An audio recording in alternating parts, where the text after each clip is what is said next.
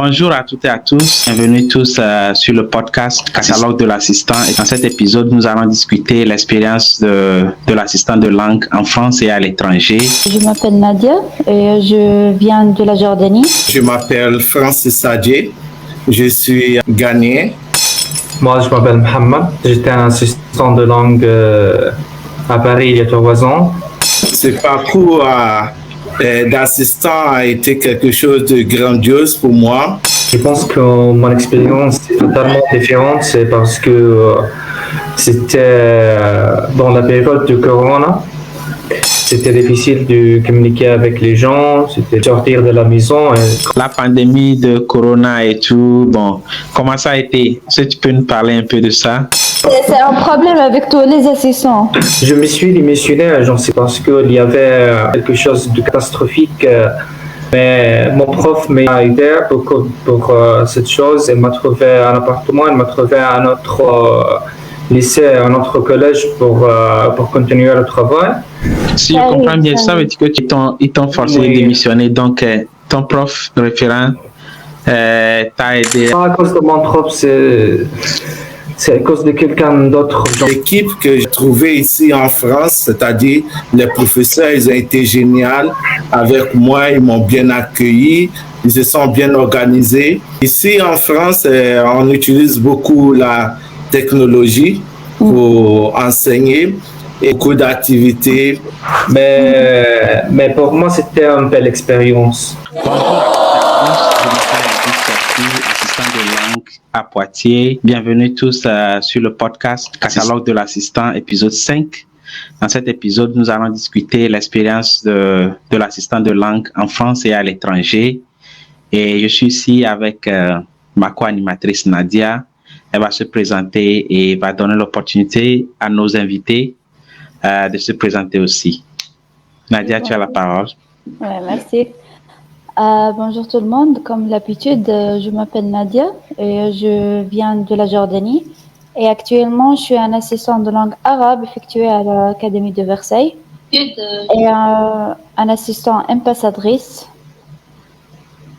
présentant mon pays, Jordanie. Et voilà.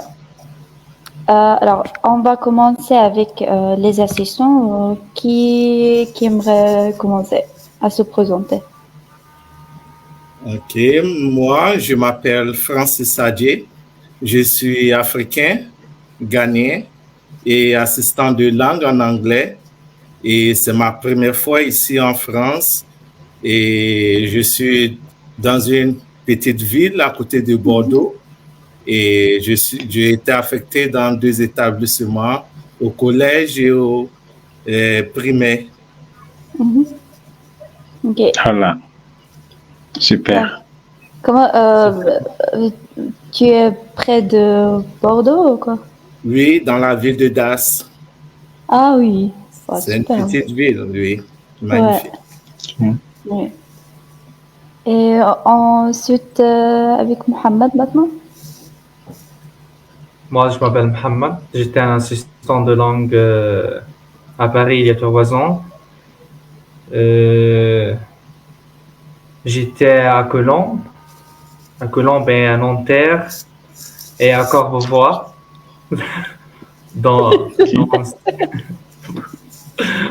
Pourquoi quoi?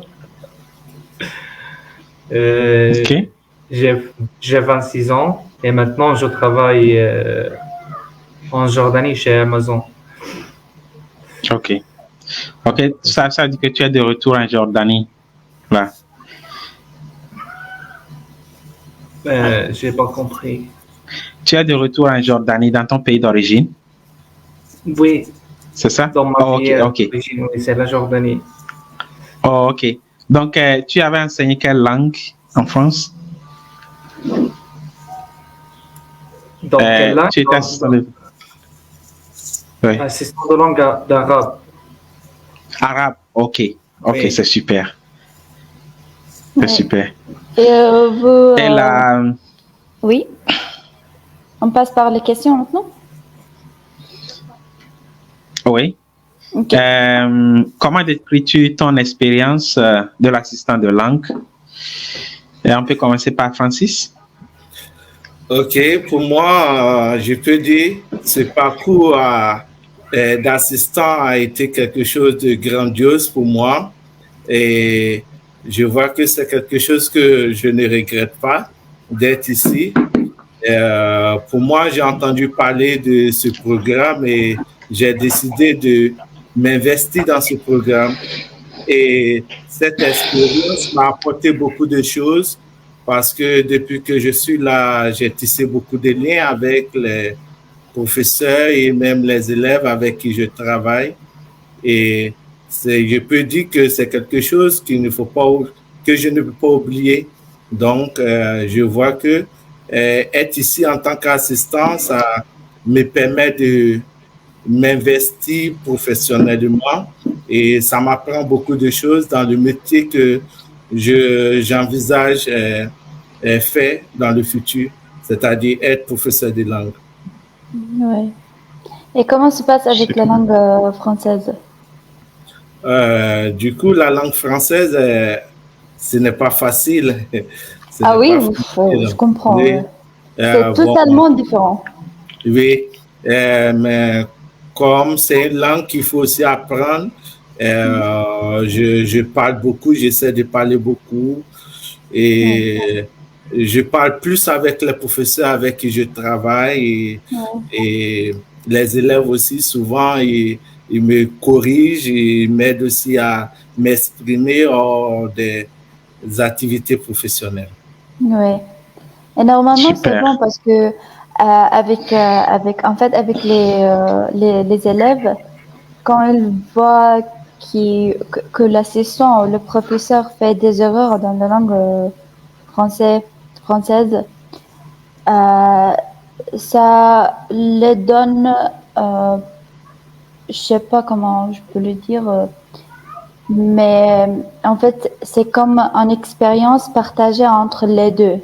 Alors, vous apprenez en langue, moi aussi j'apprends votre langue, etc., etc. Ça aide vraiment. Parfois, oui. Ouais. Et Mohamed? Oui, je pense que mon expérience est totalement différente. C'est parce que c'était dans la période de Corona. C'était un peu difficile, mais c'est pas un peu difficile, c'était totalement difficile. C'est parce que c'était difficile de communiquer avec les gens, c'était difficile de sortir de la maison et comme ça. Mais pour moi, j'ai amélioré beaucoup dans ma personnalité, dans ma langue. J'ai fait beaucoup de choses, j'ai essayé de faire, de voyager beaucoup. Pour moi, personnellement, c'était la première fois que je quitte ma famille pour voyager toute seule. C'est à cause de ces choses, c'était un peu difficile pour moi. Il y a de cela 3 ans, hein? Oui, ça fait 3 ans. Oui, donc, en relation avec la pandémie de Corona et tout, bon, comment ça a été? Est-ce que tu peux nous parler un peu de ça? Oui. Oui. Par exemple, avec les écoles. Oui, on a fait. Oui, comment fonctionne? On n'a fait pas beaucoup de choses dans cette période. C'est parce que c'était difficile de sortir, de faire beaucoup de choses. On a fait, il y avait pas beaucoup des étudiants dans les écoles et les collèges à cause de la pénurie.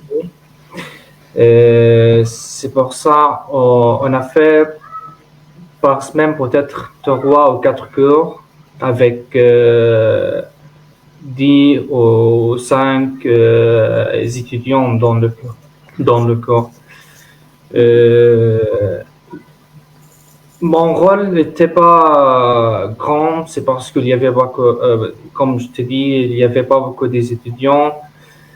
J'ai essayé de faire des choses qui aident mon professeur et qui aident les enfants, mais c'était pas un grand rôle. Ouais. Mhm. C'était. Est-ce que Et tu as est-ce eu que c'était. Oui. tu as eu le virus aussi? Est-ce que Oui, tu es tombé oui. malade et tout, quelque chose? En France? En France, oui. Mon Dieu. Ah. Et comment ça a été? Est-ce que tu as été soigné? C'était facile d'être soigné et tout? C'était facile de... Non, c'était pas facile parce qu'il y avait pas une personne pour m'aider à faire les choses, d'aller à l'hôpital et comme ça. Mais je suis allé à l'hôpital seul. On a fait. J'avais pas le crédit de maladie. Ça s'appelle Ouais, Ah, ok, ok. La carte vitale. Sécurité sociale. la carte Moi-même, vitale. jusqu'à présent, je ne l'ai Oui, pas. oui, Moi, oui. moi non plus. Moi Ah, non et plus. Francis, jusqu'à toi, ce tu l'as? moment. Oui, je l'ai. Ah, tu Bah, es chanceux, hein, mon Wow. frère. Ça, la Tu es chance. chanceux. C'est un miracle d'avoir Ouais. la carte Oui. vitale en Mais France. c'est un problème avec tous les assistants. Ah oui. Oui. Ah, Ouais. Et en fait, la question suivante, c'était quelle est la difficulté que vous avez? Mais je comprends que Mohamed, t'as déjà parlé t'as déjà parlé des difficultés. mais Le s'il peut coronavirus. continuer aussi, s'il peut Oui. continuer, Mohamed que peut continuer à d'autres difficultés Oui. qu'il a, serait très bien. Ouais. D'autres difficultés. À part Comme le virus et tout. euh, quand j'ai commencé en France, j'étais au collège Les Renardières et un autre lycée, c'est Lucie Aubrac à Courbevoie. Mm. C'était pour 2 mois peut-être ou 3 mois. Euh, je me suis démissionné, je ne sais pas pourquoi, c'est parce qu'il y avait dans cette période, il y avait une guerre ou quelque chose de catastrophique à Liban. Il y avait des assistantes libanaises qui veulent devenir chez les Renardières. Ils m'ont dit que toi, tu dois démissionner maintenant. Tu ne peux pas rester chez nous. Et, Quoi? je suis démissionné chez Colomb. Il fallait de trouver un appartement maintenant, il fallait de changer Oui. toutes les choses. C'était difficile pour moi. J'ai dit à mon prof que je ne peux pas continuer maintenant à cause de ça. Je dois aller à la maison, à la Jordanie. Je ne peux pas trouver un appartement. C'est difficile, c'est beaucoup difficile. À cause du corona, il n'y avait pas beaucoup de choses de faire. Et il n'y avait pas beaucoup de personnes pour communiquer, pour trouver un appartement. Mais mon prof m'a aidé beaucoup pour cette chose. Il m'a trouvé un appartement, il m'a trouvé un autre lycée, un autre collège pour continuer le travail. Et c'était la plus grande chose qui était difficile pour moi en France. Oui. Si je comprends bien, ça veut dire que tu as été forcé pour démissionner. Ils t'ont forcé de Oui. démissionner. Donc, ton prof référent t'a aidé à trouver un autre appartement. C'est pas à cause de mon prof, c'est à cause de quelqu'un d'autre. Je ne sais pas c'est qui, Ah. mais Ok. c'est ça qui s'est arrivé avec moi. Ah là là. Wow. Mais, Mais t'es fort, vraiment, t'es fort. Oui. C'était moi. Je suis tellement pense touché, pas. hein. Je pense Je suis pas deux tellement fois. touché. Je rentre chez Oui. moi. Vraiment. Moi, je vais rentrer. Sûrement, Oui. je vais rentrer. Oui. Franchement, je vais rentrer. Tu es battant, tu es battant. Tu Ouais. essaies, tu as fait de ton mieux. Ouais. Parce que tu me traites dans un pays d'autrui, moi je pars, hein. Moi je pars parce que je vais être Oui. en vie, tu vois. Oh, ok, là, très super. Francis? Ok, me concernant, je peux dire, les difficultés, c'était au niveau de la communication. Lorsque je suis arrivé pour avoir peut-être un numéro pour communiquer peut-être avec mon professeur, Oui, avec la connexion Internet oui, aussi. oui, oui, c'est ça. Oui. Donc, ça m'a perturbé dans les 2 premières semaines. Et aussi, je peux dire au niveau de la nourriture, tu sais, Ah étant oui, africain, étant africain, Ok. venu d'un autre continent et tu n'as pas de quoi te faire manger de ta Pas de culture. préférence. Oui, c'est ça, c'est un peu difficile. Euh, donc, il fallait tenir bon, s'habituer à la nourriture d'ici et autres. Mais à part ça, je peux dire, l'équipe que j'ai trouvée ici en France, c'est-à-dire les professeurs, ils ont été géniaux avec moi, ils m'ont bien accueilli, ils se sont bien organisés au niveau du transport. Donc, j'ai fait un peu de convoiturage pour me rendre au collège et à l'école élémentaire. Donc, autre difficulté, je peux dire, c'est au niveau de, comme on appelle, l'enseignement.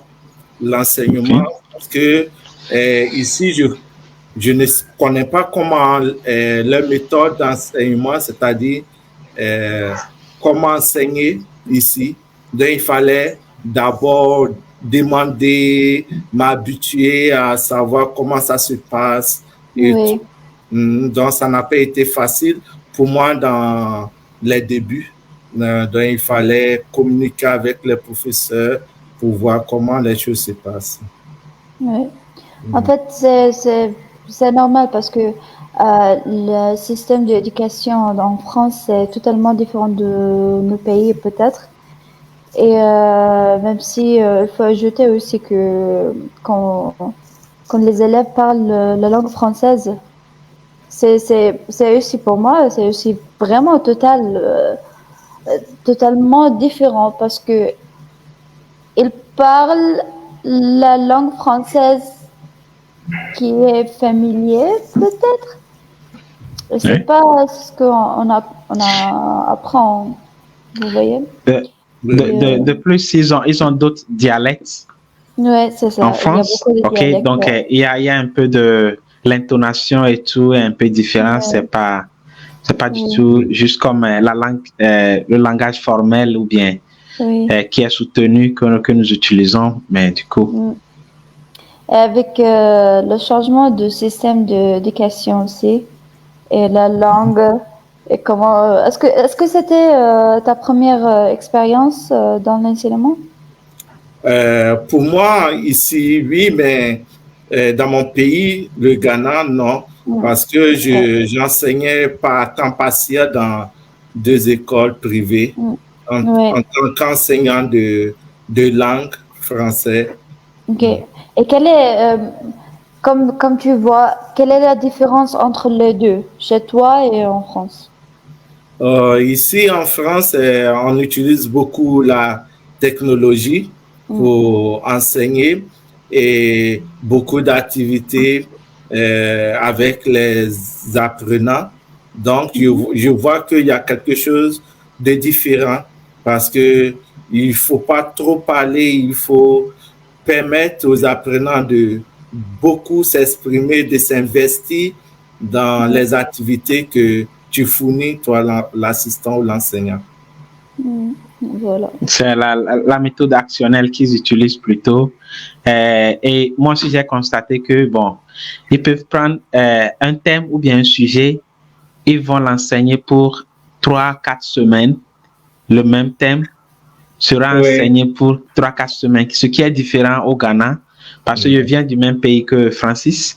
Donc, au Ghana, par exemple, tu prends un thème, c'est juste pour 2 semaines, tu fais tout et prochainement, tu vas à un autre thème. Mais j'ai constaté que, bon, tu vas voir que même les sujets sont un peu interpellés et tout.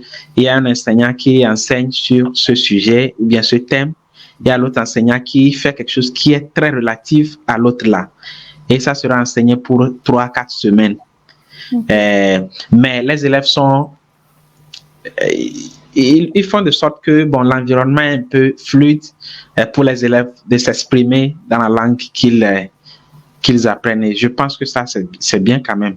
Et ça a l'air un peu plus facile que ce qui se passe chez nous. Hein. Moi, je pense, parce que la façon dont nous apprenons la langue étrangère comme le français au Ghana, c'est un peu difficile.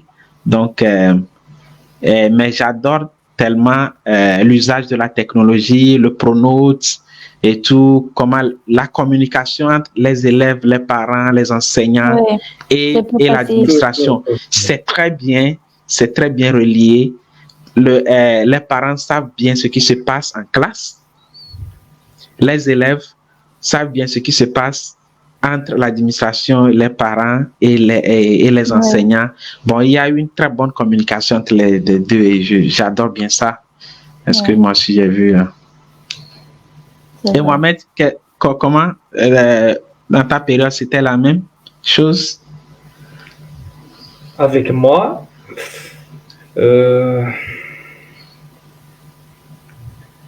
oui, c'était... Avec les étudiants et les parents, j'ai pas communiqué avec les parents des étudiants, mais avec les parents, c'était pas difficile, mais c'était difficile avec les étudiants qui âgés 5 ou 6 ans ou 7 ans. C'est parce qu'ils ont interactivé beaucoup. Ils ont beaucoup interactivé. Et ils veulent tout le temps de jouer, ils veulent tout le temps de faire quelque chose. Pour moi, c'était la première fois que je fais cette expérience comme un enseignement. J'ai essayé beaucoup de faire des choses, d'ouvrir le YouTube pour quelque chose pour les enfants et comme ça. Mais c'était difficile. Il faut avoir l'autorisation et tout. Beaucoup de procédures. Oui, il y avait beaucoup de diables. C'est vrai. C'est pas du tout facile avec les tout petits. Hein? Oui. Ben, j'essayais beaucoup de faire des jeux, des jeux de mon culture et comme ça. Mais quelquefois ça marché, quelquefois non. Mais pour moi, c'était une belle expérience. Très, très belle expérience. Ok, super. Alors, maintenant, ensuite, la question suivante. Elvis? Oui. Oui, bon. Et là, à propos de la pédagogie, comment vous enseignez? Est-ce que vous avez la méthode que vous utilisez pour enseigner et quelques outils que vous utilisez pour enseigner dans la classe pour bien faciliter l'enseignement de la langue? Ok, concernant mon niveau, j'utilise beaucoup la communication et ce qui me permet de faire ça, j'utilise les vidéos et des images et aussi des tests pour aider ces apprenants à identifier tous les mots et expressions que j'emploie. Et aussi, il y a des jeux, comme je l'ai dit, j'enseigne le primaire. Donc, avec eux, on fait beaucoup de jeux de mots qui les permettent de vite repérer ces mots et de mieux les prononcer. Et j'enseigne aussi les sixièmes. Et avec les sixièmes qui sont beaucoup curieux, qui veulent s'exprimer, avec eux, on regarde beaucoup de vidéos et on en parle et ils répètent quelques mots, des expressions Ouais. Et les troisièmes aussi, qu'ils ont, certains d'entre eux qui ont des notions de la langue que j'enseigne. Ces personnes-là, je les fais beaucoup lire. Je partage des tests, des paragraphes et aussi des questions qu'ils échangent entre eux pour les permettre de beaucoup parler. Donc, moi, mon objectif, c'est de les faire parler, la communication, et j'utilise aussi les jeux de groupe, les jeux individuels, pick and art, donc, qui permet une ambiance dans la classe. Dans la classe. Oui. Et au niveau de la culture, est-ce que tu enseignes la culture comment? Ah oui, concernant moi, l'enseignement, comme je ne travaille pas seul, c'est une équipe avec les professeurs. Donc, j'ai établi tout ce dont j'aimerais enseigner.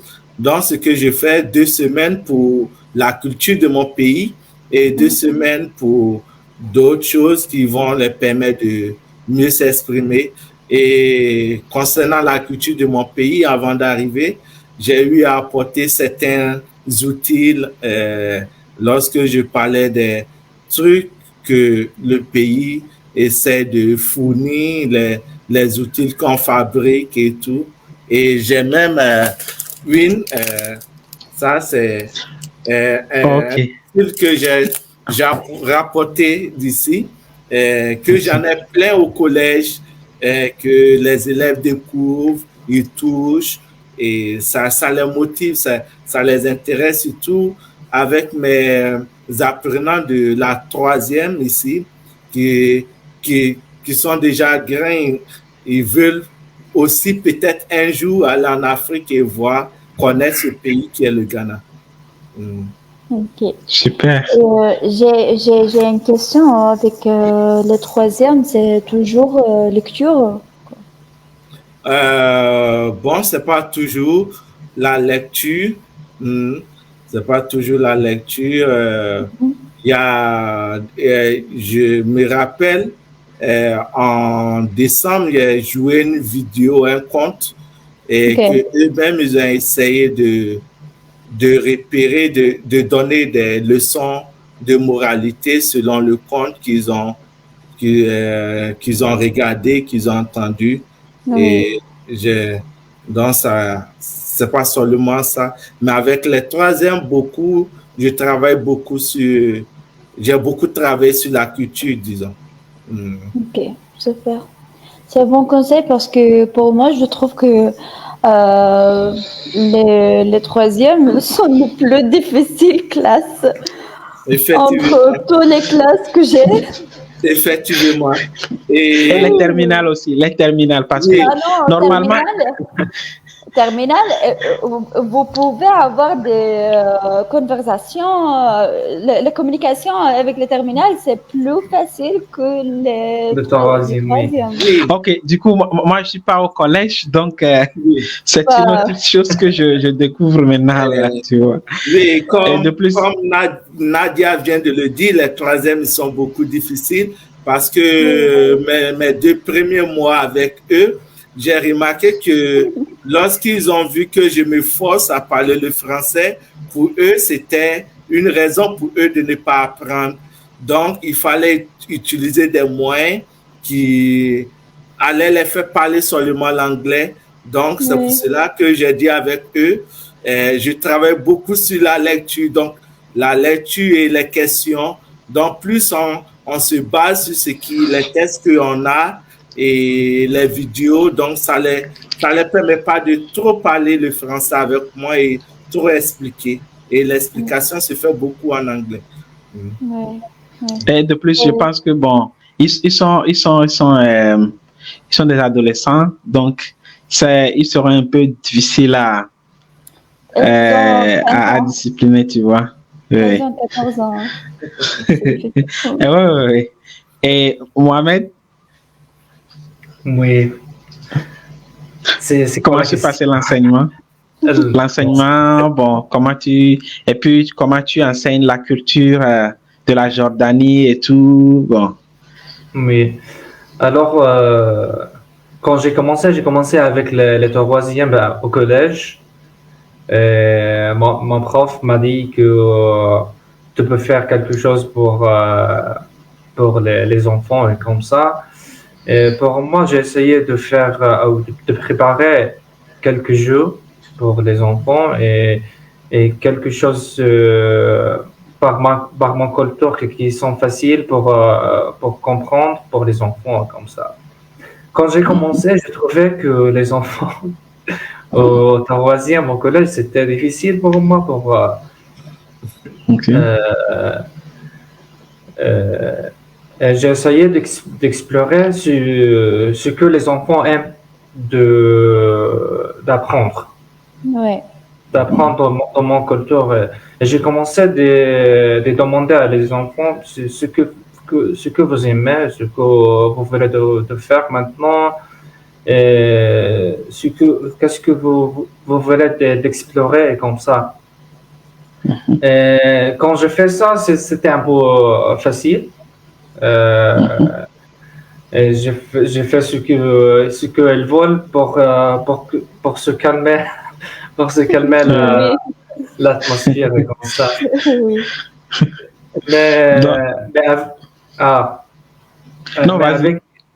Ok. Mais avec les adultes, c'était un peu facile. Mais j'ai essayé de communiquer avec eux. Par exemple, dans le sport dans mon pays, comme ça, c'est parce que vous allez voir que beaucoup de gens en France qui aiment le sport et comme ça. Pour les adultes, j'ai essayé de préparer quelque chose dans mon culture. Par exemple, la nourriture dans mon pays, les plats comme le pétrole, comme ça. Ils les aimaient beaucoup. Ce sujet comme ça, c'était facile pour moi.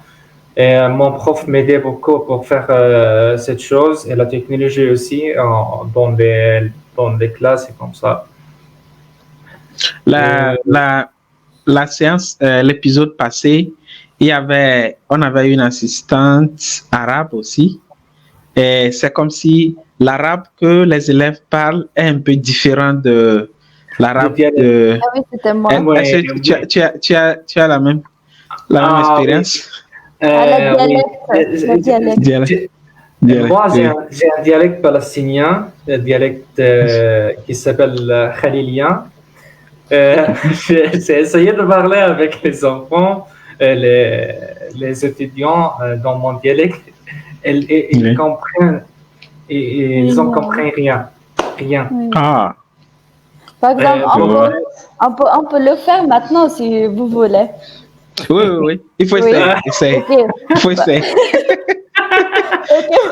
Moi, je vais dire en phrase en arabe, littéraire par exemple, je sais pas. Et lui, il va dire la même phrase mais dans son dialecte. Dialecte, ok. Ouais. Allons-y. Alors, donc, Nadia, il faut commencer. Oui, je comprends, mais il faut que vous choisissez la phrase pour mieux comprendre ce qu'on dit. Ah. J'aime manger beaucoup. Ah. Bah, peut-être parce que j'ai faim.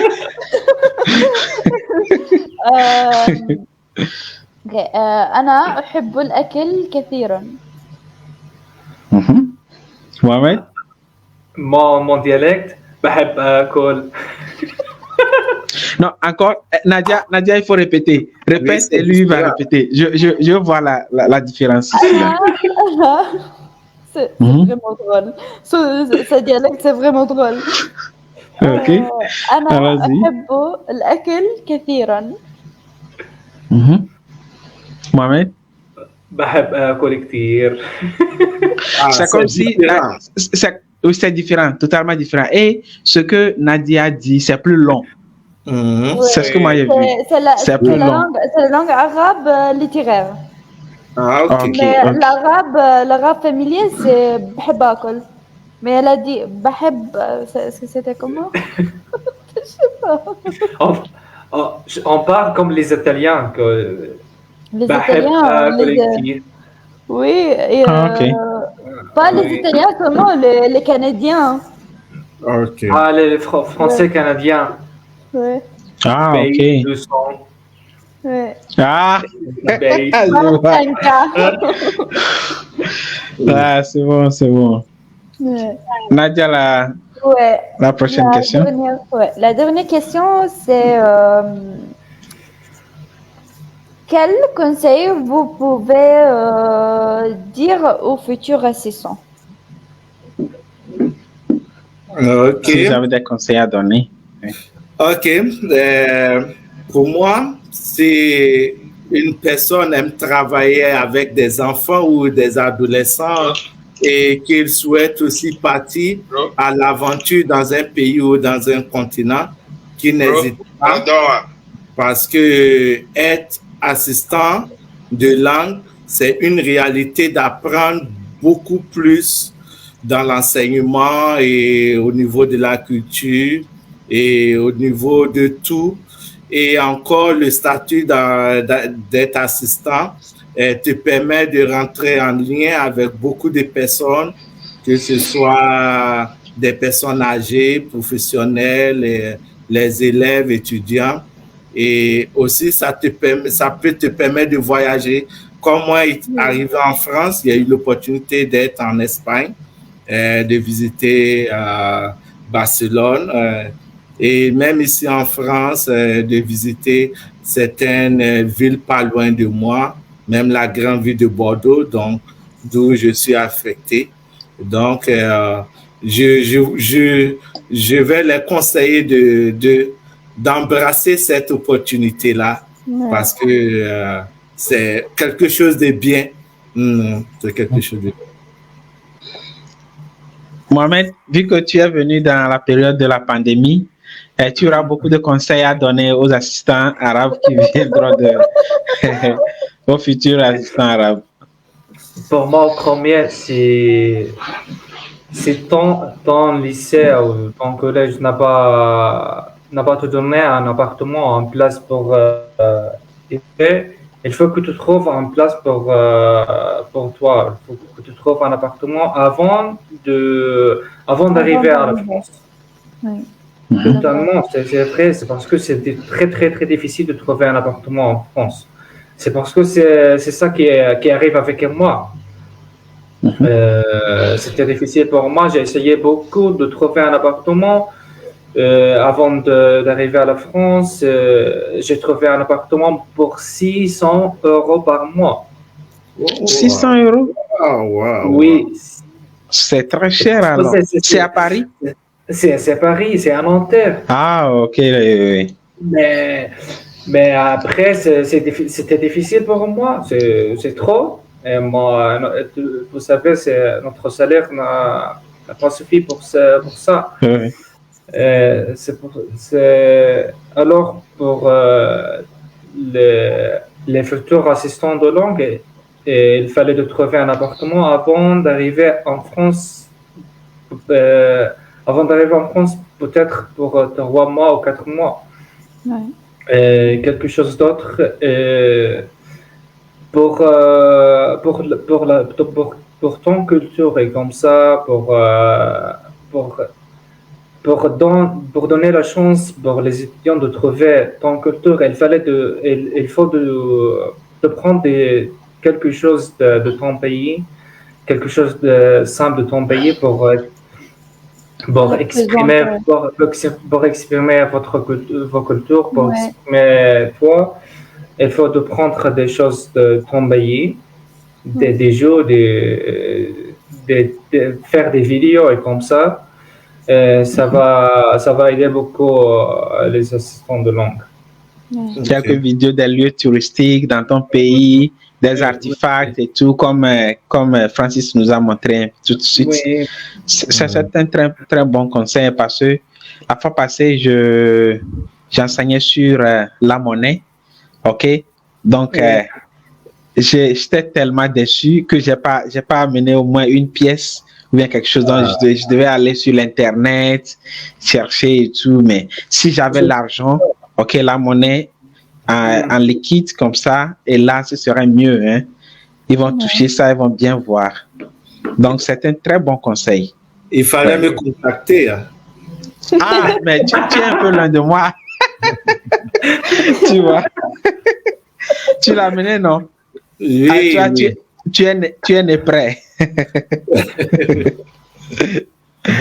Oh là là. C'est super alors. Oui. Donc, ça a été notre dernière question. Je donne la parole à Nadia de donner ses paroles de clôture et Francis et puis Mohamed. Et là, on va clôturer la session. Ouais. Alors, je vous remercie d'être venu aujourd'hui. Et c'est vraiment ce que vous avez dit. Moi, je suis en train de penser qu'est-ce que je veux faire la semaine prochaine avec les élèves. Et chaque épisode, vraiment, c'est vrai, chaque épisode dans ce podcast, je gagne on apprend toujours idées, quelque chose. Oui. On gagne toujours des idées. Oui. Comment? J'ai dit quelque chose de gratuit. Ah oui. Oui. Très gratuit. C'est vraiment, c'est super. Et maintenant, j'ai des idées pour le 3e. Alors, je fais la fête. Pour la laitue.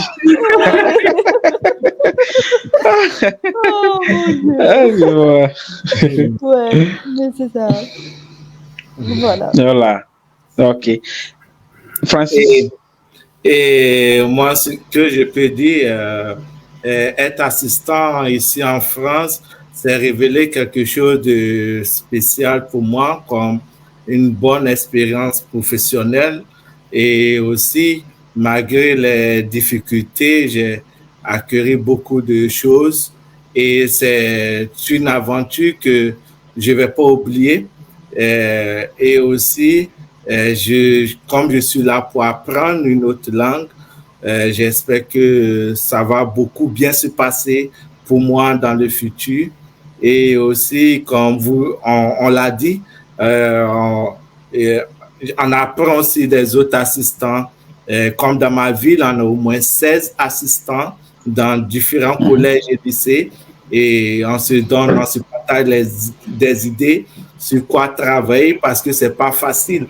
C'est pas facile de pouvoir trouver des idées soi-même pour proposer aux élèves, tout.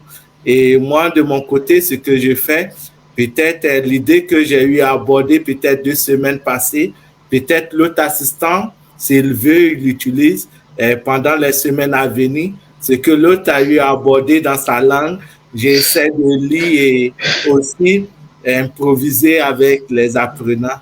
Et ainsi, ça marche, on essaie de faire de nos mieux. Un système de rotation, quoi. Oui, c'est ça, puisque on n'est pas dans le même collège et du coup, on s'entraide et c'est pas facile. Et comme Nadia a dit et Mohamed avec les 3e, du coup, souvent c'est avec eux, on essaie de réfléchir, qu'est-ce qu'on va faire pour les motiver, qu'est-ce qu'on va faire pour les aider à participer. Souvent, avec les 3e, je dois travailler avec le professeur et c'est moi qui aura plus de paroles. Du coup, je ne dors pas pour préparer les activités, donc ça devient un peu difficile. Mais avec l'aide des autres et des professeurs, on arrive à faire de nos mieux. Ouais. Merci. Mohamed?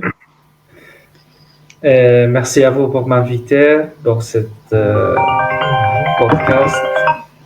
podcast. Ma mère m'appelle maintenant. Ah, ok. Pour moi, cette expérience m'aidait beaucoup, m'aidait pour trouver moi-même, m'aidait pour libérer mes idées, m'aidait pour beaucoup de choses. Alors, je conseille les assistants de langue pour c'est une grande chance pour toi, pour trouver vous-même, pour libérer vos idées, pour faire quelque chose, beaucoup de choses de nouveau. Alors, profite cette chance, vive la vie et faire ce que vous aimez.